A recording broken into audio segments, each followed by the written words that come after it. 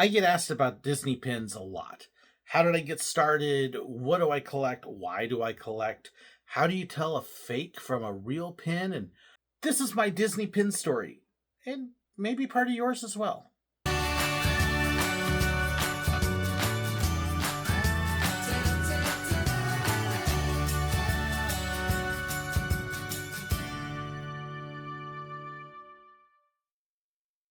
So Disney pins are one of the big things I collect. The other thing really are brochures and maps, which you can see that mess there.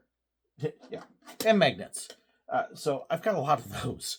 But one of the things that I collect is pins. Yes, I collect Disney pins. I do collect them from other parks as well.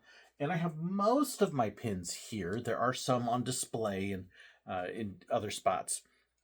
But I've been asked a lot how I got started, how I store them and keep them or display them. Then a lot of people also want to know, how do you tell a real pin from a fake pin, and why does it matter? Hey, I like buying my cheap pins on Amazon for 50 cents each. And what's the big deal? We actually started pin trading originally on our kids' very first trip to Disneyland. Pin trading had just started maybe a year before I'd heard about it, and we thought it would be fun to enhance the trip. They were young, but hey, pins are fun. As part of the tour package we got at the time, we actually had gotten a couple free pins. So I let the kids have those, along with the lanyards that came with it. And then we bought some pins at the park when we first got there. Bought cheapest pins we could find and let them trade them. There really was not an issue with fake pins at the time because it was still pretty new. So the kids had a great time with that. I don't have their pins because they're theirs. And they both have them. I think my son has his on his original lanyard, and my daughter's got hers on a wall hanging. As for me, that was fun. I had a blast watching my kids trade. I didn't really keep any pins from that trip, or the one after. For me, where the pin trading bug bit was when I became a cast member at Walt Disney World, and I found out they sold these things called cast member pins. My very first pin I got at Walt Disney World was actually for our tour in the park. This was one that when you first take your tour of Magic Kingdom as a cast member, you get this pin to show that you are now part of the group. And hey, fantasy is the theme.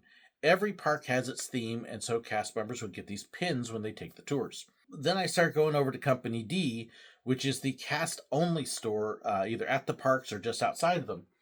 And that's when I found these things. Yeah. I got a whole binder of them now. And the cast pins were ones that only cast members could buy at Company D. And so I started buying them for holidays that I worked, because I worked a lot of holidays. So it kind of became a way for me to kind of keep track and tell the story of what I had done. The first character pins I bought were Chip and Dale and Donald, because they were the first characters I worked with. My pins kind of told the story of my time working at Disney. And that's still essentially what they do today. So now, of course, there's a lot of pins in here that I have picked up in other places. But the safety pins, those came out while I was there. So again, they kind of told the story of me trying to keep the guests safe. And so everything that I picked up at the time helped tell that story. Then I started picking up pins that I just really liked. My Figment collection started off because I really liked Figment. How do I store them? Well, there's a couple different ways I store them here. And this is one of the easier ways. So when I first got the pins, I started storing them on these pages that you could buy online. You can't buy them anymore. They don't make them anymore. But they were a really nice way. It comes with the main page to put the pins on. It's kind of a felt cover thing. And then there's a plastic page that goes in between. Once I realized that they don't make them anymore and I had to do something else, I started picking these pages up. These are Pinfolio pages. They're basically big, thick foam things, but they work great for holding the pins and holding them in place. So that is now what I use if I buy loose pins. The other thing that I use would probably shock a lot of people. So this is the other thing I use. They're baseball card pages. And you can see I keep my Sorcerers of the Magic Kingdom cards in there. I don't have a complete collection. They quit doing those before I could finish it. But you can see how the pins go in. They fit almost perfect in the pockets. I take the backing off, stick it through so that way they don't slide out. Works great to hold the pins. There are some that don't fit in it, which those end up in my box of odd-sized pins. And I do have a few other odd-sized pages that will hold some as well. But the baseball card pages work fantastic for holding the pins, for keeping them safe, for display purposes if I want to pull them out and look at them or show them off. So baseball card pages work great. So that's basically how we started. The kids' first trip to Disney, me working at Walt Disney World, and then just starting to grab on to stuff. They would have these things called the salsa sales, spend a little, save a lot. They were cast-only sales, and they would take pins and put them in big grab bags where you could spend like $15 and you get 18 pins or something. It was just all the closeouts that they wanted to get rid of, and they were sitting in storage and, get rid of these things. Those were great for me. I actually would buy those and I would give them out to guests. Oh, how many pins I gave away to guests. I probably gave away several hundred pins to guests, buying them that way. So yeah, I could have had a whole lot more pins thinking about it. I would look through, pick out the ones I liked, and then get rid of the rest. But that's basically how the pin collection started. Then, of course, as I've spent more time away from Disney, the more I got into pin trading, the more I liked it. And so now I've got over 1,000 Disney pins. I know, some of you are going, oh, that's actually not that big compared to some people out there. I use a website called Pin and Pop to keep track of which pins I have, as well as do pin trading online. I buy pins from Pinderella. She's got a Facebook group as well as a website. So if you look for Pinderella, you can find her. Great pins, good prices. There are some other places out there. I also go to the outlet malls. We've got a Disney outlet store here in Branson, and they get pins in on a regular basis. So you can occasionally find things like this there when they get them in. $4 for a pin that was originally $15. Nice deal. So I will get pins that way, and I'll pick up traders and extras. And that's basically how I get a lot of my pins, as well as the ones that people send me. And then I'll use the cheap pins, and I will trade those for other pins using Pin and Pop, and help build the collection that way. So that's kind of my tips there. But the fake pins have kind of become a bane of collectors everywhere. And there are people that are like, well, what's the big deal? I like it. They look pretty. So what? Who cares? I kind of liken it this way.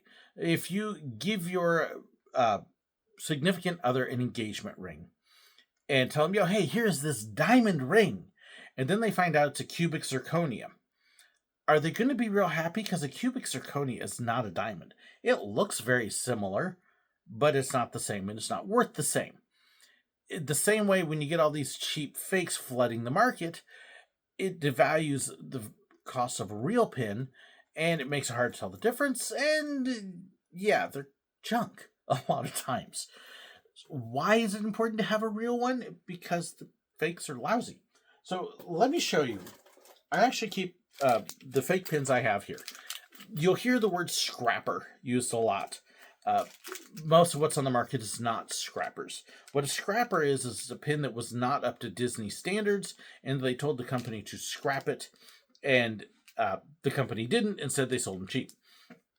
Most of the pins you see out there now are fakes. They might even use the same mold Disney used.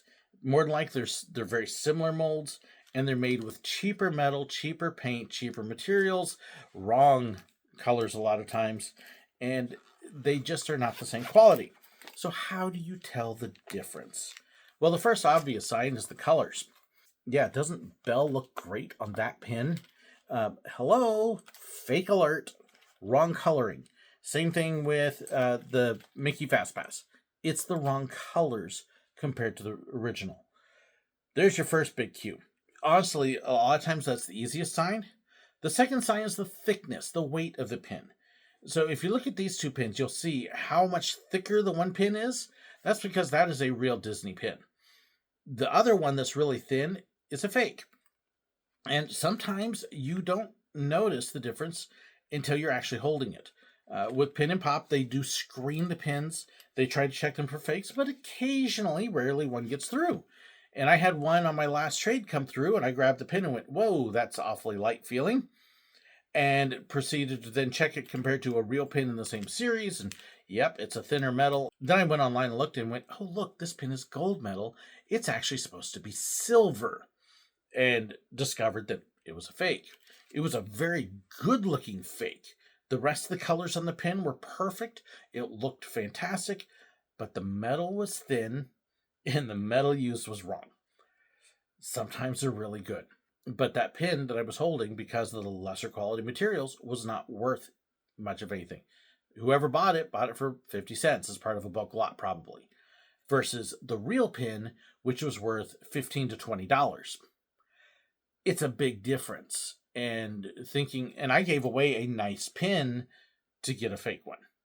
Okay, so if you think straight money value, I just gave away $15-20 to get 50 cents. That, and I like real stuff. You'll find other things too, like the paint on the pins. So a real Disney pin is buffed smooth, and you'll see, like on these pins here, you'll see that the paint dips. It actually, it's what's called a soft enamel, where it fills in and then it dips in, versus a hard enamel, which actually fills the whole thing smooth and then has to be buffed and polished. A hard enamel pin is a better quality pin. They're more expensive. So when I ordered my pins for my channel, the SirWillow logo pins, I ordered a hard enamel pin because I wanted a good quality pin to give people, not a cheap thing that was going to break and fall apart. Disney pins were my inspiration for that. They're hard enamel. They're a better quality pin. They're buffed out that way. So you can look and you can see how the paint on these dips in. That's not a Disney pin. That's a scrapper or a fake. Because Disney pins will be hard enamel. One of the other tricks, you can take a strong magnet, and sometimes fakes will respond to the magnet because, again, cheaper metal. There are a couple newer official pins that are now magnetic, but generally, if a pin is magnetic, it's probably a scrapper or fake. Don't rely just on that.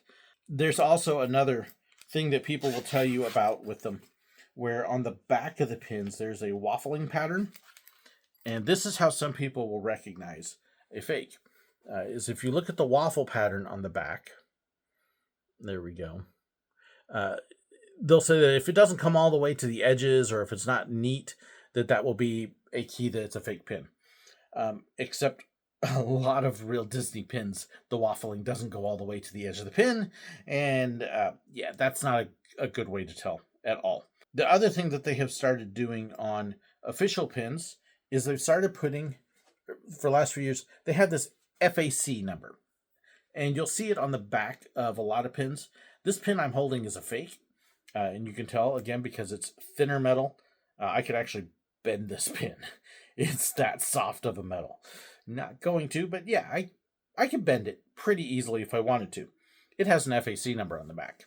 So that, again, is not necessarily a sign that it is a real or a fake.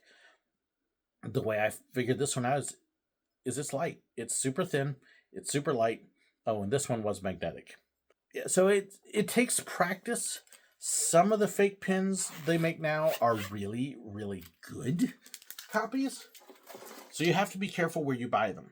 If you are buying them from a non-Disney source, be careful, especially if you're buying a bulk lot.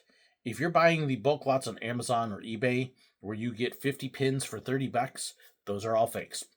Just straight, period, sorry, no questions, they're all fakes.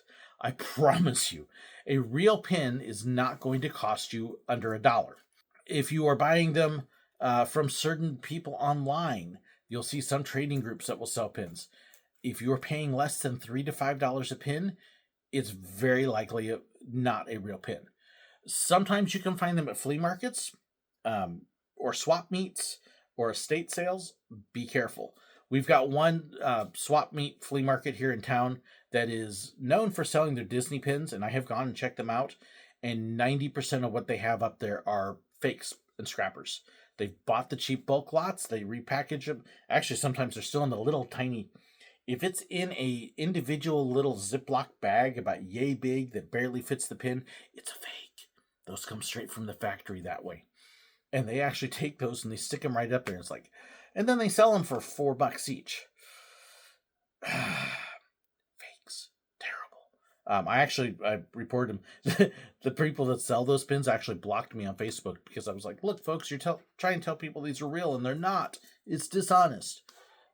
Yeah, so if you go to Apple Tree Mall in Branson, beware. Most of those are fakes. So that's kind of how we got into pin trading. That's a brief summary of how to recognize a fake pin from a real one, and how I keep my pins. Hope you found this interesting. I'd love to hear your feedback. Please drop it in the comments below. Thank you so incredibly much to my supporters, to everybody who sent me pins and helped contribute. I am so blessed. I really am. So thank you for that. Thank you so much to my patrons, my supporters, who do so much more too. If you want to know more about that, or just check the description. There's a ton of info there. Thank you so incredibly much for watching. God bless.